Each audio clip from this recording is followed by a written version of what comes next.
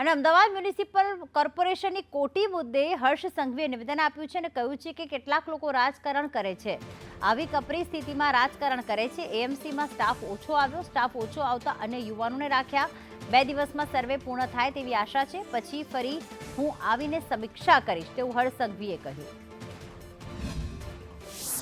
અમદાવાદ મહાનગરપાલિકાએ જે 250 લોકો 300 લોકો મોકલવાના હોય, સુરત મહાનગરપાલિકાએ જે 200 લોકો મોકલવાના હોય, એ લોકો ક્યાં કામ કરે છે, કઈ રીતે કામ કરે છે, હું તમને બતાડું.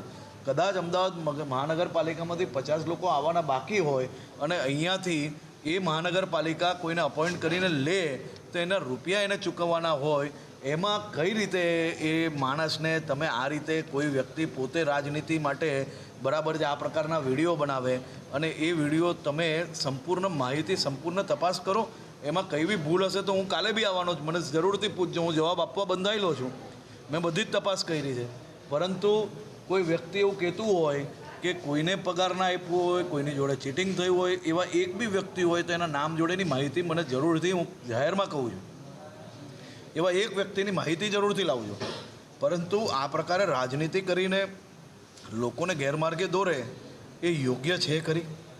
આવી મુશ્કેલ ઘડીમાં આ પ્રકારની રાજનીતિ કરવાની?